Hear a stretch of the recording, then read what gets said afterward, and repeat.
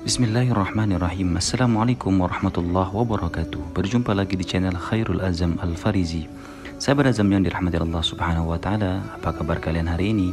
Semoga kalian semua tetap dalam lindungan Allah Subhanahu wa taala dan dijauhkan daripada virus corona. Pertama-tama, sahabat, marilah kita bersyukur kepada Allah Subhanahu wa taala karena Allah masih memberikan kesempatan kepada kita semua untuk berjumpa dengan bulan yang mulia ini. Sahabat-sahabat yang dirahmati Allah Subhanahu wa taala, puasa Ramadan adalah ibadah wajib yang banyak mengandung keutamaan. Sangat disayangkan jika seorang muslim batal puasanya. Karena itu, muslim yang berpuasa harus menghindari hal-hal sebagai berikut. Namun sebelum saya lanjut, jangan lupa share video ini ke media sosial kalian agar saya lebih semangat lagi untuk membuat konten-konten berikutnya dan juga agar menjadi amal jariah kalian yang akan terus mengalir sampai hari kiamat. Ada 9 hal yang bisa menyebabkan puasa kita batal, antara lain sebagai berikut. 1. Memasukkan sesuatu ke lubang tubuh yang 5, antara lain mulut, hidung, telinga, kemaluan, dan juga dubur. 2. Muntah dengan sengaja. 3. Bersenggama atau bercumbu. 4. Keluar mani dengan sengaja. 5. Haid. 6. Nifas. 7. Melahirkan. 8. Gila. 9. Murtad. Mari kita rinci dari nomor 1. 1. Memasukkan sesuatu ke lubang yang 5, mulut, hidung, telinga, kemaluan, dan dubur.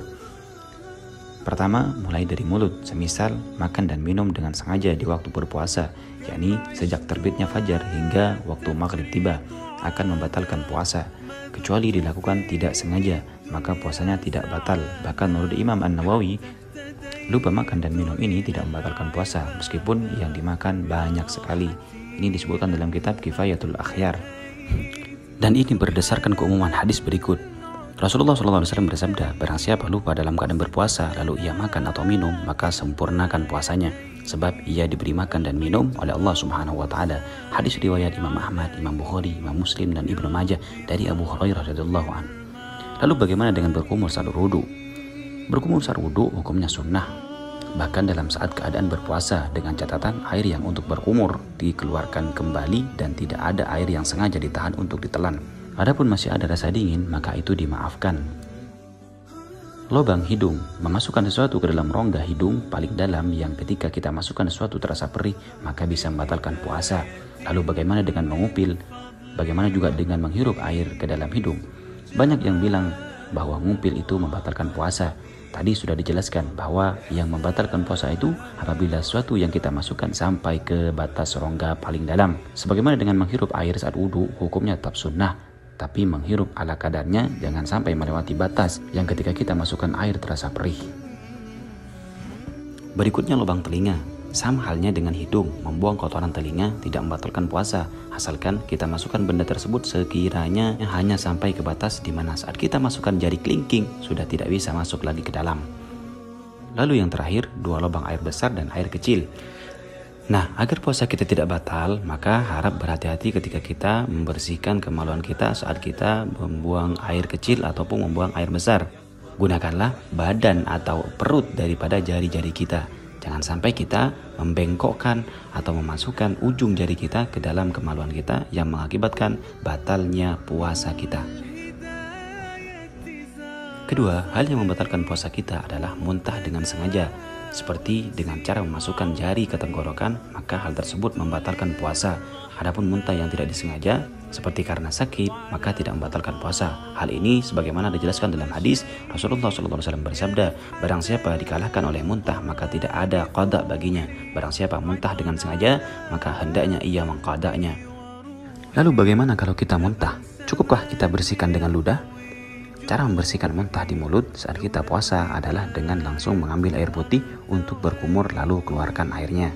Jangan terlebih dahulu kita menelan ludah kita sebelum kita membersihkannya dengan air putih. Ketiga, hal yang membatalkan puasa adalah berhubungan suami istri ataupun berhubungan intim.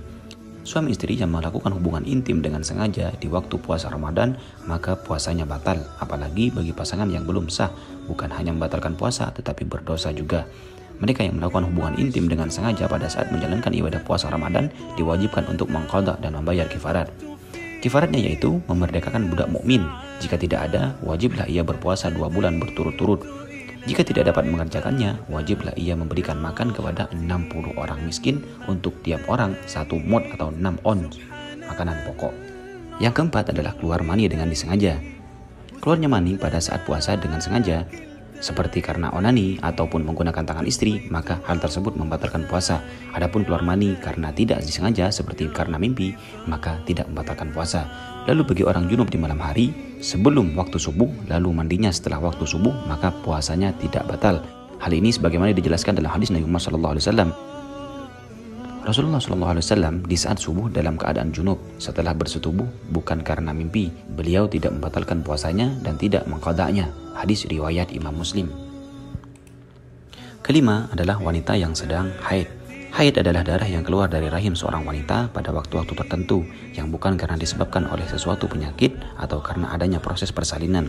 Keluarnya darah tersebut merupakan sunnatullah yang telah ditetapkan oleh Allah Subhanahu wa taala bagi seorang wanita. Wanita yang sedang haid dilarang berpuasa, tetapi wajib menggantinya di hari yang lain. Sebagaimana disebutkan dalam hadis Nabi Muhammad SAW dari Siti Aisyah berkata, kami kaum perempuan diperintahkan untuk mengganti puasa yang ditinggalkan, tetapi tidak diperintahkan untuk mengganti sholat yang ditinggalkan. Hadis riwayat Imam Muslim. Keenam adalah nifas. Nifas yaitu darah yang keluar dari kemaluan perempuan setelah proses melahirkan dengan rentan waktu sampai 2 bulan, ukuran maksimal. Nifas dapat menyebabkan batalnya puasa apabila keluar di saat sedang berpuasa. Ketujuh adalah wanita yang sedang melahirkan. Wanita yang sedang berpuasa kemudian melahirkan, baik itu melahirkan bayi ataupun bakal bayi, disebut dengan keguguran, maka puasanya batal. Yang kedelapan adalah hilang akal. Sementara hilang akal ini terbagi menjadi 3 tingkatan. Yang pertama, hilang akal karena gila, maka puasanya batal walaupun gilanya hanya sebentar. Kedua, hilang akal karena pingsan. Jika seorang pingsan mulai dari sesudah sahur sampai isya, maka puasanya batal.